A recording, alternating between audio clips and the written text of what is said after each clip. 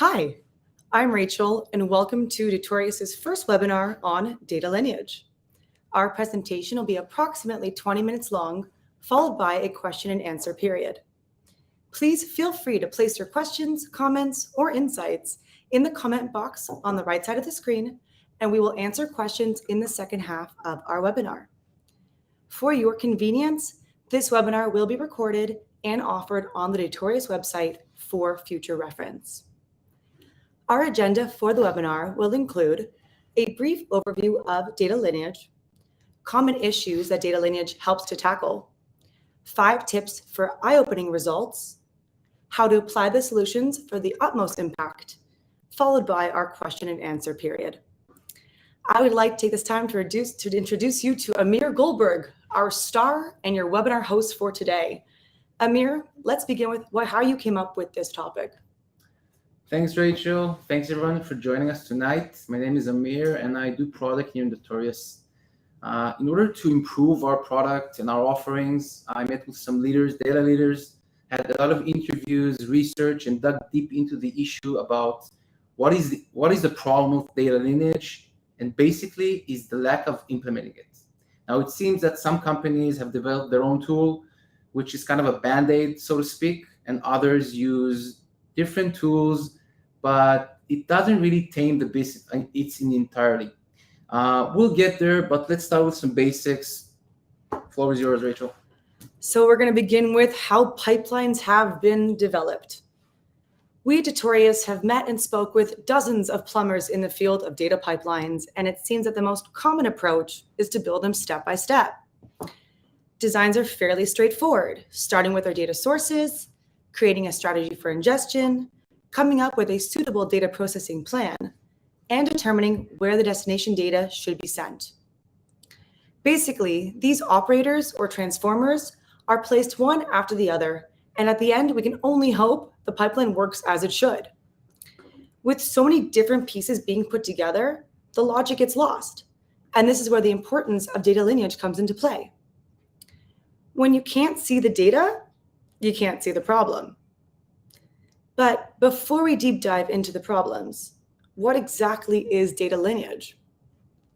So to give you a better understanding, data lineage is the process of understanding, recording, and visualizing data as it flows from data sources to destinations. This includes all the transformations that occur along the way, transformations that will reveal what changed and why it needed to change. Knowing a dataset source isn't always enough to fully understand it.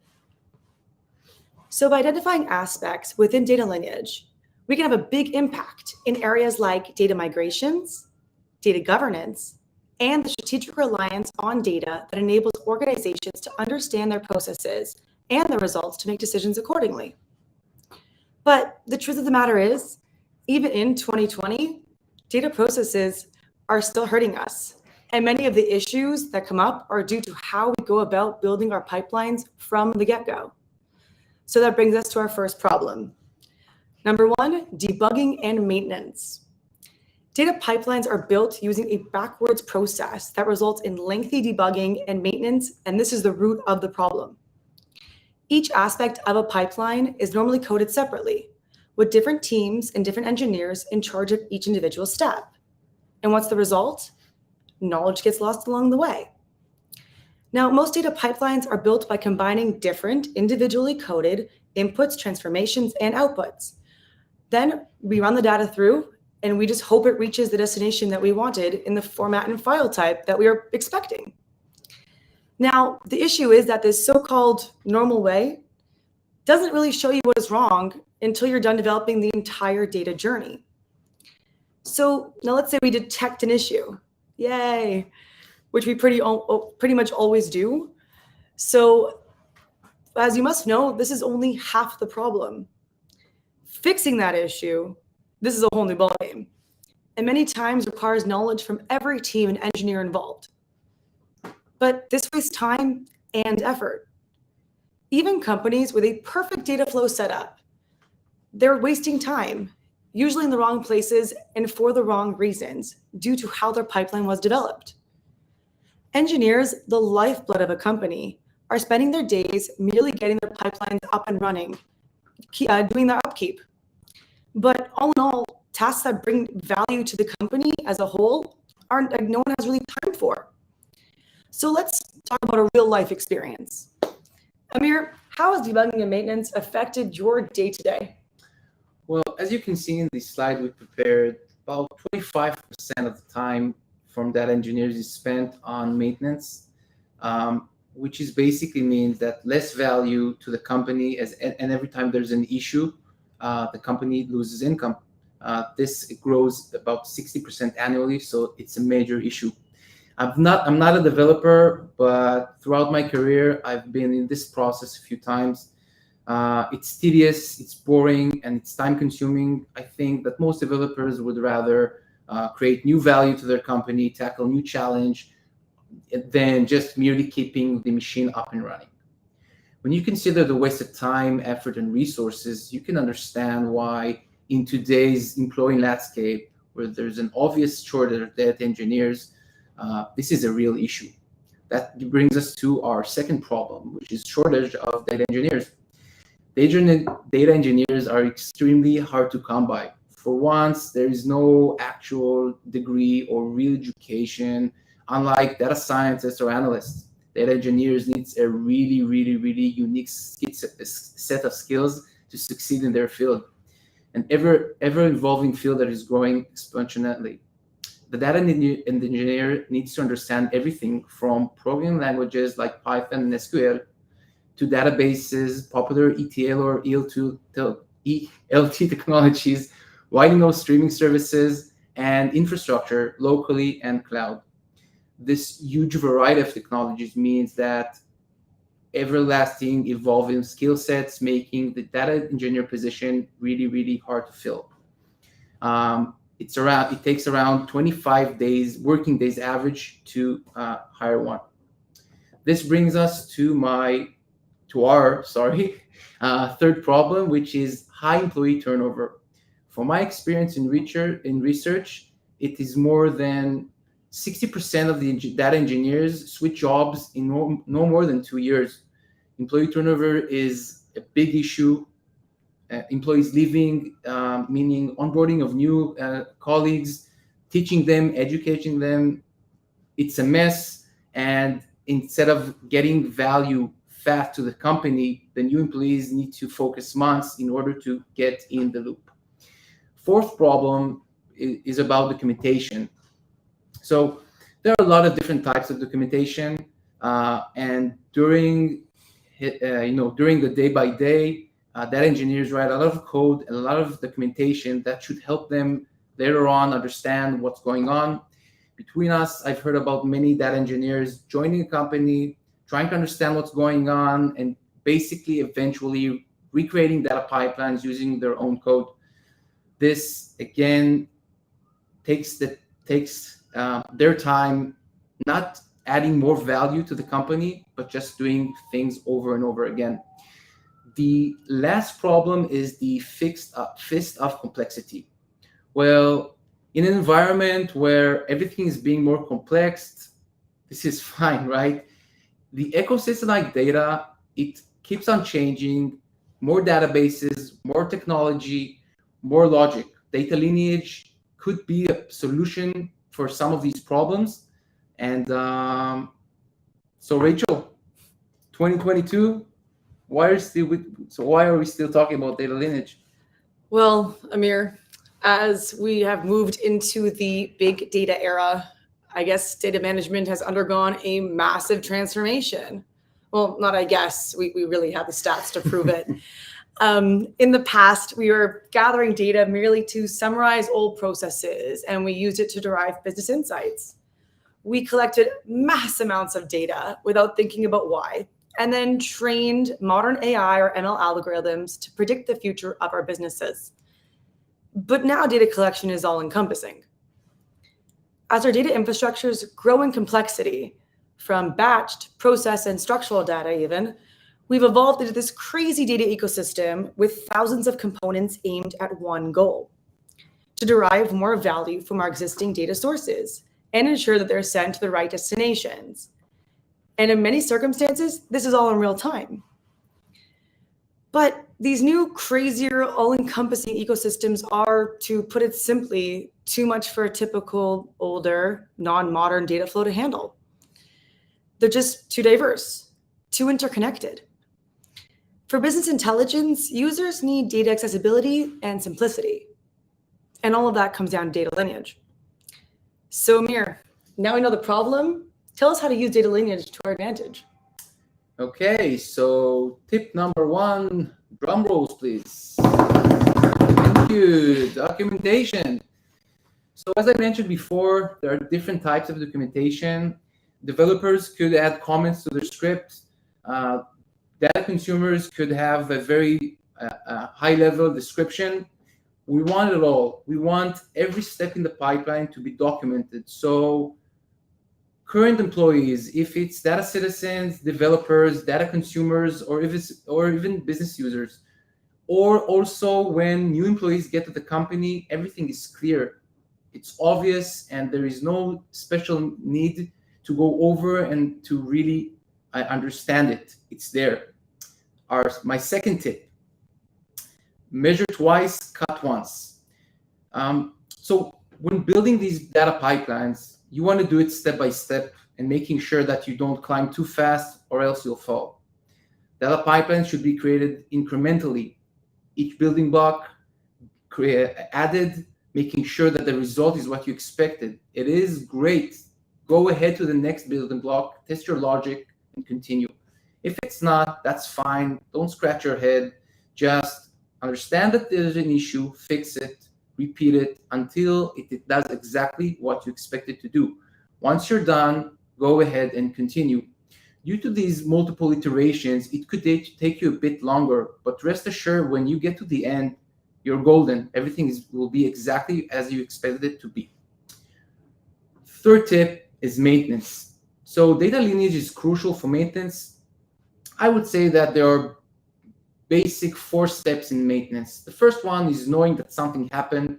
Second one is figuring out what happened, then coming up with a solution, and then implementing and verify. I think most companies have the first 2 steps. They get alerts about what is the issue. But without data lineage and without really understanding what's going on, you are wasting time and not spending it. If the pipeline is being created in small steps, small blocks, documented, it's very easy to do the maintenance after. Fourth tip is it takes a village to raise a child, meaning that creating a pipeline is not one-man show. It's usually a mix of domain experts, aka logic, and data engineers, aka implementation. When everyone is looking at the same data, using the same tools, less get lost in translation, and the work is much more efficient. And the last tip is customization is everything. Every company has its own capabilities, data pipelines, architects, and whatnot. That means that tool A could be a great fit for your company, but horribly to a different company. I had an interview with a data engineer who basically told me that they did a really good POC with a tool, with an ETL tool. They signed a contract, and a few weeks later, they understood that it's not it. There is a very, very significant use case they haven't tried, and they had to drop the tool, look for another one. This is something that is time-consuming, frustrating, and just a waste of everyone's time. So don't do that. I hope these tips were helpful. And just before we show you guys how we implemented some of these into our platform, just want to do a quick intro to Notorious. So Notorious was founded to create the best SaaS ETL platform that could be in order to get to create value out of data fast. This is why we created the ideal data orchestration environment to run your code, bringing together the most advanced ETL technologies. So let's drop in our platform. Give me just 1 sec, and we can show you our solution.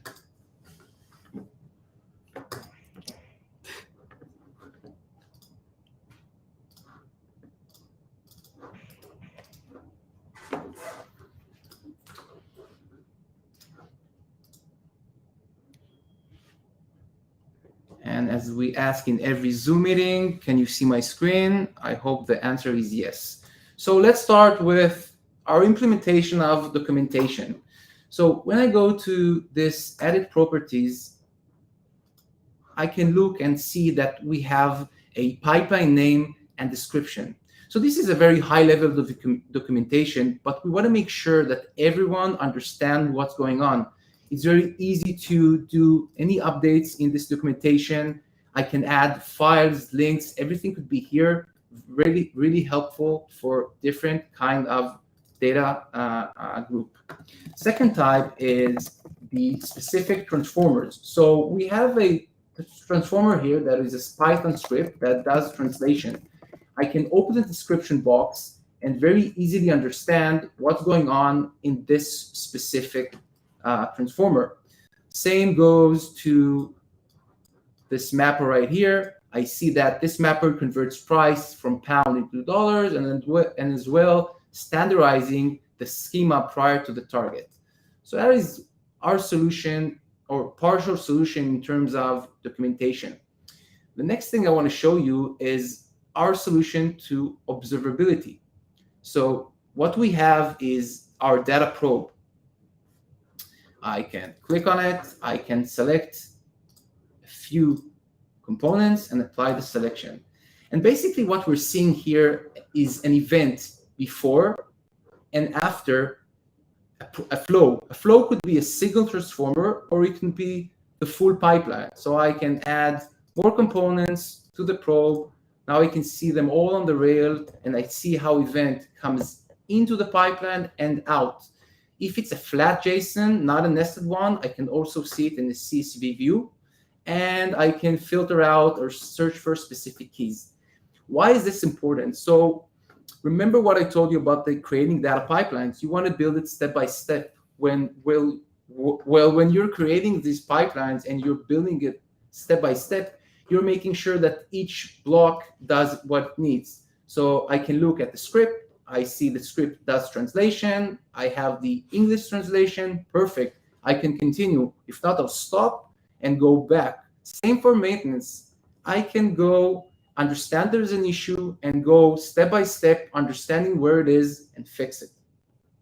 So that is one thing that we do in terms of observability. I do want to show you something in develop, which is really cool. Just a sec. Obviously, we have some technical issues here.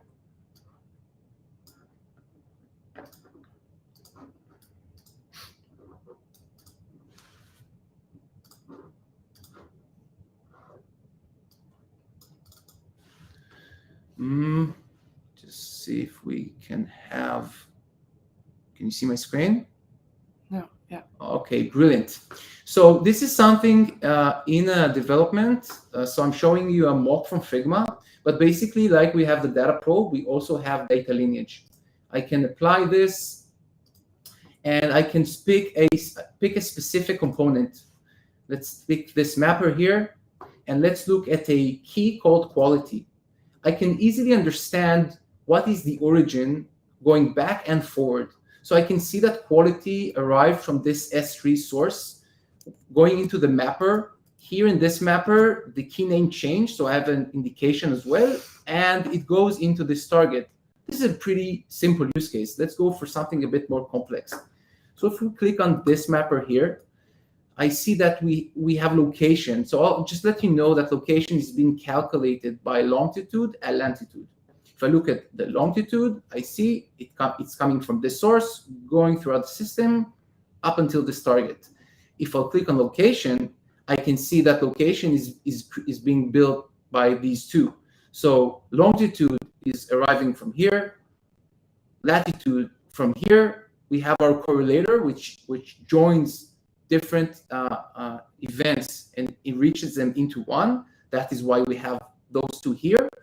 They pass to the distributor, into the mapper, and to the target. We can do the same while searching. So if you're not sure where to start at, go to the search, start typing lat, and you'll see every key match for what you've searched. So we can look and see where latitude is here within the pipeline. That is the way we look at data lineage for now. Rachel? Questions and answers. Yeah, question and answers. So let's start with, okay, so you want to read it? Oh, yes, sure. So we have a question here. It's from the lineage screen from before. If we have a specific key name that he wants to update, but across the entire platform, does he need to change it manually in each component, or can he apply the changes in one place? Well, actually, that's a great question. What I've showed you recently, the last thing I showed is something in develop right now. And in our next version, once a user identifies the specific key that needs the name change, for example, it's very easy to find it once, do the switch, and this will be implemented throughout the pipeline. So very easy, find the issue and do the fix only once. Do we have any more questions? Yeah, here. So what happens when the origin is from an API enricher or a script? So basically, the origin will be that specific script, right? Let's say we have, in our platform, we have a REST API transformer where you can basically enrich your data. That means that I can send, for example, I can send coordinates and get the location and the temperature there. So the temperature I get from those coordinates will be the origin of that specific key. Okay. Do we have anything else? I have, it's not here, but when I researched this, I talked to many people about data lineage and asked them what they think. And somebody asked me actually if they can use lineage as part of their stack, or they need to move everything to our platform. So both ways. You can either create data pipelines and use our War Machine platform and use it as lineage as well, or you can simply connect your current data set through REST API to our platform, do the manipulation you want there, and have a great visual view of lineage there. Okay, so that's the end of our webinar today. Please feel free to reach out or ask any questions that may arise afterwards. I know that mine always do. And also check out the data lineage page. There's a button on the screen, and we are offering 30 minutes free with one of our data engineers to answer any and all questions you might have about your own pipelines. So that's pretty exciting. Thank you very much. Thanks, Rachel. Thank you, Amir, and have a great evening or great morning or great day. See you in our next webinar. Bye-bye.